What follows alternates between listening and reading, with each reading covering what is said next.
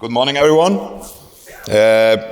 With further ado, I would like to ask my group of panelists to join me on the stage. We are actually very privileged. We have on this panel a group of leading experts, and I'm convinced that we will get a very interesting discussion on our topic, that is dealing with the continuous crisis in the Reykjanes Peninsula.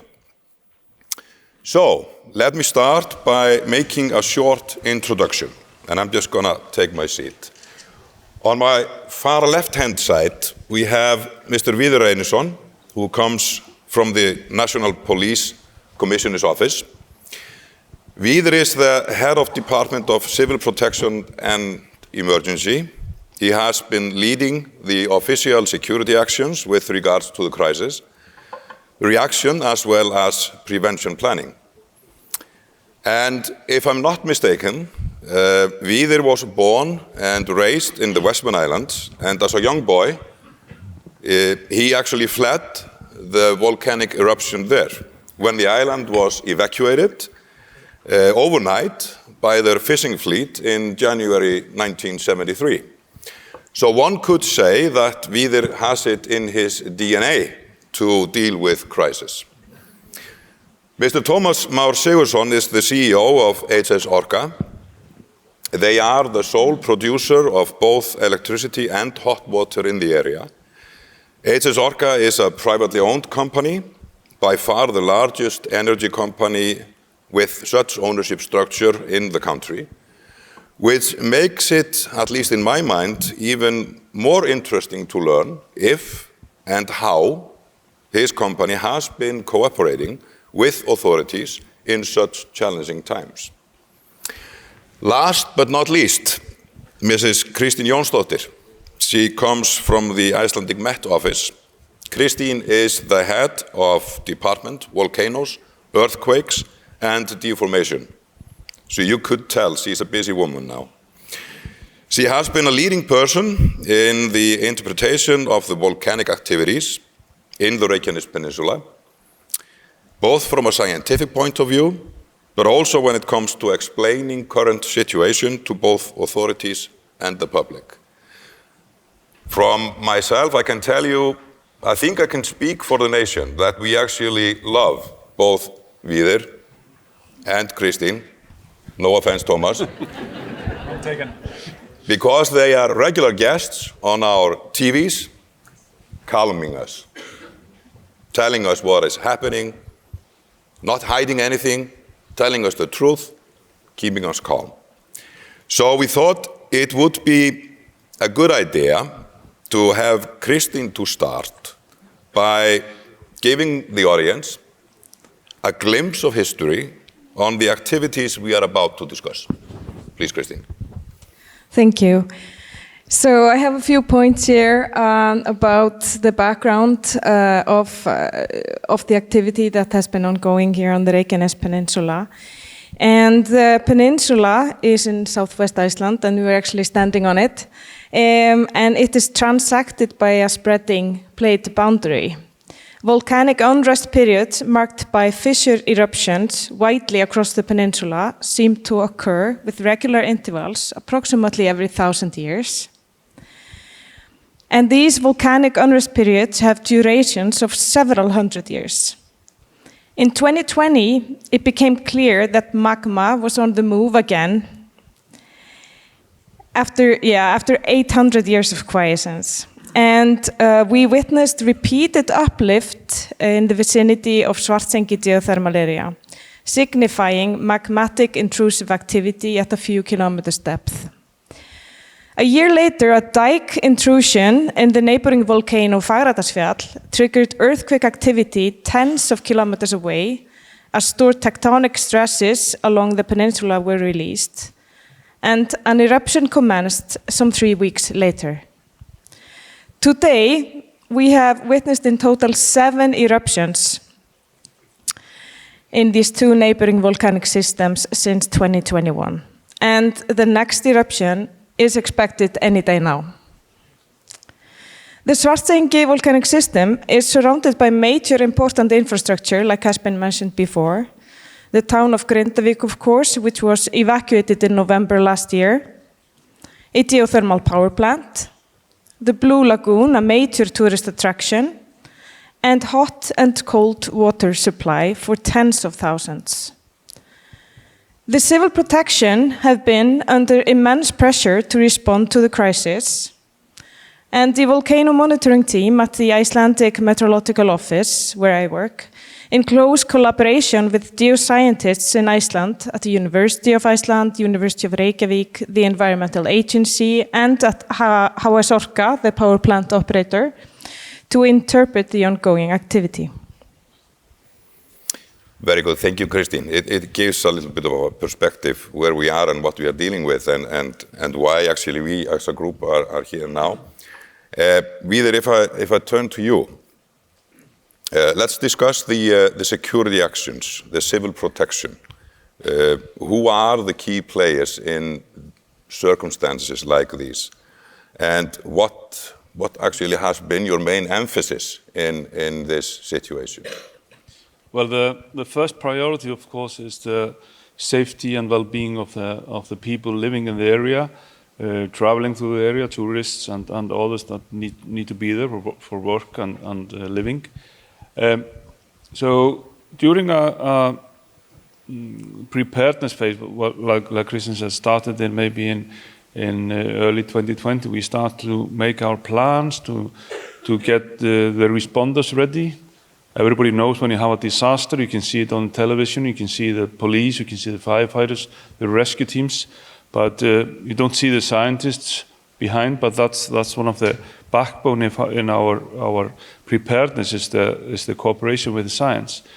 And then in this kind of disaster that we have now, the cooperation with the private companies has been one of the key things. So HS Orka and HS Veitur, which are the two companies with really important in this area, suddenly became a part of the frontliners, the people fighting the consequences of the disasters on a daily basis with boots on the ground. So that's a bit of a new for us. We are quite new, often working with responders, working with the public entities like the road administration, for example, and of course the scientific world, the university and the academics. But now we are working very closely with private companies, and that's not the first, but a bit new for us to have them as a big players as they are now. So it has been interesting journey. Of course, we have had different opinions on priorities, but we share the same goal. Everybody who is working in this event share the same goal of doing whatever we can to prevent people to come into harm, to try as much as we can to keep up the living standards with producing electricity, producing heat, and getting it to the right place at the right time, and also making sure that the people that need to be at this area for their work or need to live there can be safe as possible at each time. Mm-hmm. Tómas,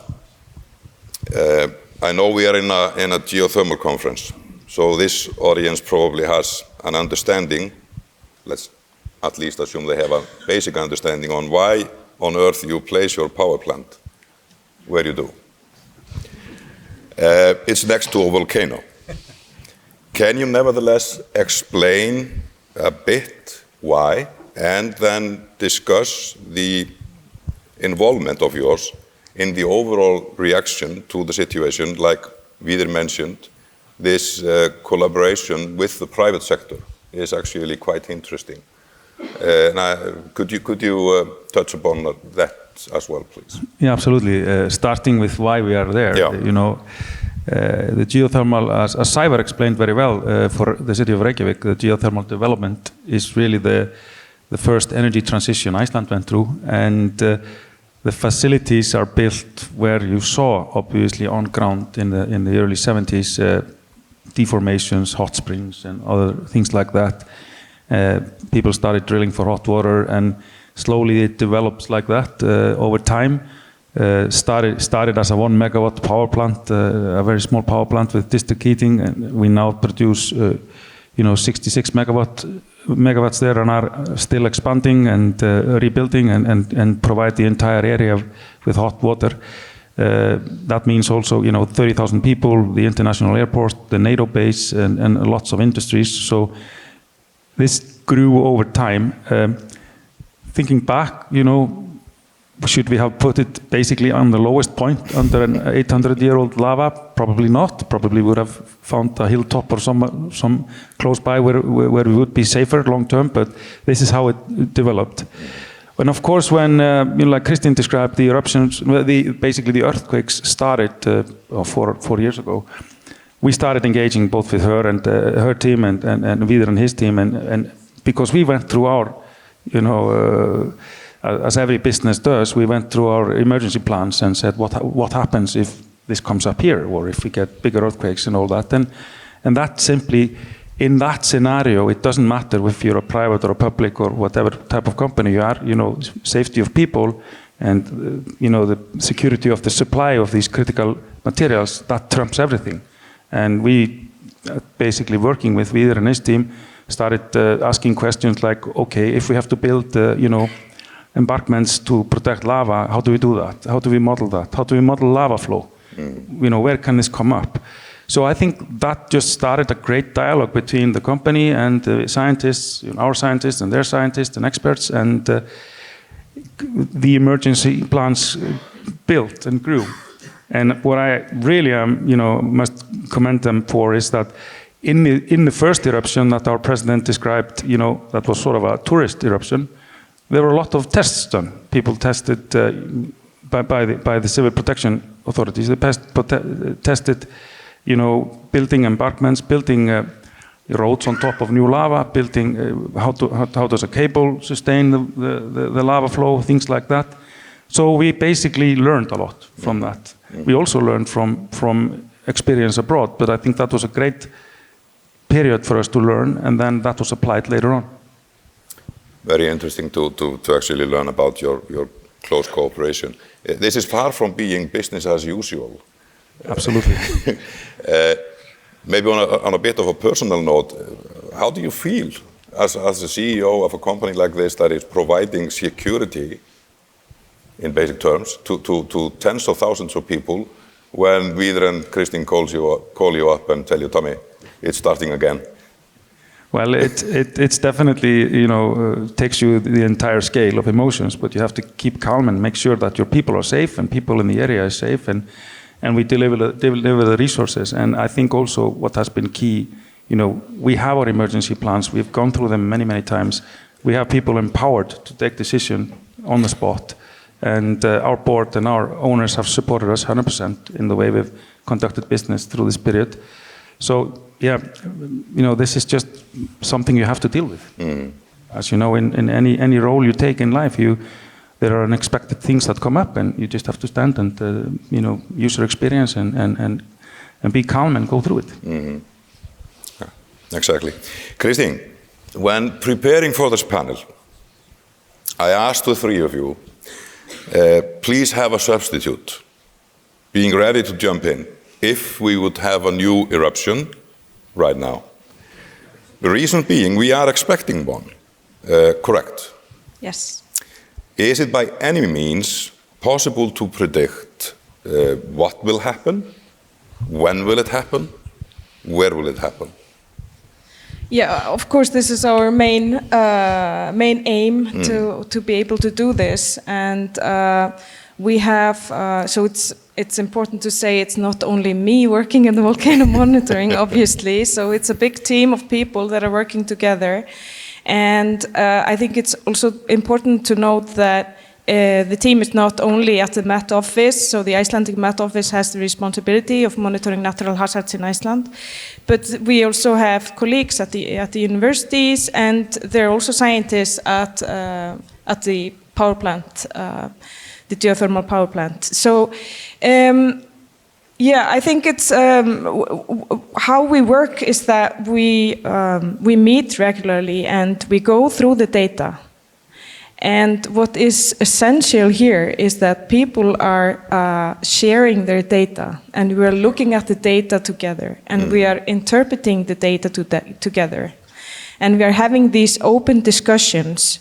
So within the group, there is a trust. You know, we are sharing. I mean, the people at the scientists at the power plant, they are also sharing the data from the boreholes about pressures, about gases, and all this is essential to be able to come up with a picture of what is going on.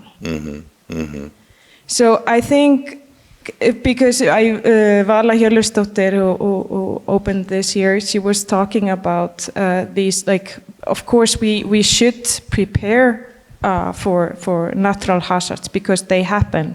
And I think what is key is the communication, the open communication, the data sharing, and the regular communication. So even if there's not a crisis ongoing, it is important to use the peaceful times to practice. And this is what we do. We have every month, we have exercises where we play out volcanic scenarios at different places throughout Iceland. And some of them are quite small. Every time Víðir and I are involved. But sometimes we even have more partners, like the geothermal power plants or like other energy providers or different identities within Iceland or even abroad. So every time London back is involved. So we go through these exercises, we play out the scenarios, and we exercise our contingency plans and improve them. And it is so important also that almost every time that we have an exercise, we figure out like a small detail that can be tuned and improved. But most importantly is the communication and are these connections to know whom to talk to and to have the trust between the partners. Thank you, Kristín. That's very interesting. Tómas, I mean, what Kristín is mentioning now is that you are providing data, which probably in some cases you could look at as business confidential, if you like. So you have no problems with that?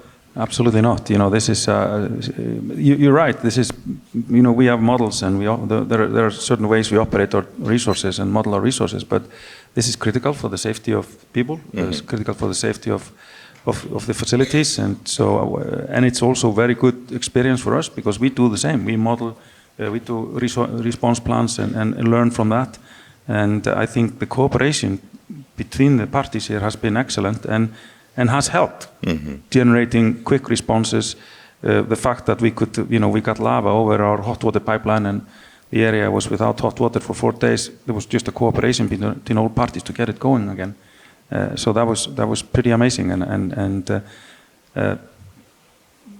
my team, they enjoy this. They really like this cooperation, and we have learned a lot from it. And we believe that we're also contributing. So I think everybody's benefiting from the way this has been working. Exactly. Víðir, the past few years, they must have been a steep and challenging learning curve for you and your team. Is there anything in particular that you think we can learn from this? And if so, are we in a position to share some of that experience with others? Because these circumstances are not only in the Reykjanes Peninsula. We have similar threats in other areas here in Iceland, but also across the world. Maybe the question is, can we share this experience in a meaningful way? And maybe secondly, because Kristín mentioned all the practices you have been doing, have you been faced with some circumstances during the past 4 years that you did not practice for? Yes, of course. That's the nature of disasters, is that when you think you have planned it out, then you think you have found some kind of a rhythm in it, something totally different happens. And that's the challenges that we, of course, see. And for the scientists, it's one of the biggest things is that nature doesn't act in a way that we can predict so much. We can interpret it, what is happening, and we can draw lessons from it, and we can make scenarios from it, and we can prepare for it. So what we do is that we try to draw out all the different scenarios that we could be facing, preparing for the worst one, hoping for the best one, but by doing that, you kind of get around to be prepared for almost everything. So we are always looking what is the worst things that can happen, and you have to look at it also as a part of like a domino. So it's just don't put all your energy in one of the puzzle. Look at what happens if this one collapses. What will happen then, and then, and then. And I think that we can share definitely what we have been doing for the last year, because dealing with disasters all over the world is quite similar. And my short message to the audience here is work with your emergency planners, join hands, private companies, responders, scientists, and the public entities, and be prepared to deal with things that you have never seen. But if you do that, you can deal with a lot of things. And don't have the first meeting on the first day of the disasters. Start today to plan and be ready to deal with difficult things in the future. Thank you, Víðir. We are talking about natural resources in this conference a lot. There is one natural resource that is limited, and that is time. And I'm told we are running out of time. But maybe just to finalize, a quick question for all of you. Have you made any mistakes during this crisis, that we can definitely learn from? Who wants to start? I can start definitely. I've made a lot of them, and that's a good thing also, to make mistakes. And one of the key things of making mistakes is to acknowledge that you can make mistakes. You don't have any superpowers. You will make mistakes. You have to accept it, and you have to have a plan how to deal with it. And the main thing for me in this is to be open with it. Have everything. Everybody should know everything that we do. If we make mistakes, you go forward, you talk about it, and you try to learn from it and share the experience with others. Thank you, Víðir. Thomas? Yeah, I think we all make these mistakes every day, and definitely I do. But I think what we could have even done more of is communicate with amongst ourselves, communicate with the community, communicate with all the businesses that rely on our services, and we can never do enough of that. And I constantly get reminded that we should talk more to this one or that one or the other. But so the communication is key. Thank you, Thomas. Kristín? I've been working with Víðir for 11 years now, and this is one of the first things he taught me. So we have to always, when there is something that happens, we go back, we go through the events. What did we do? Could we have done something better at any instance? To be open about it and accept that we can do mistakes. So absolutely. So maybe just to close, mistakes are actually something to nurture and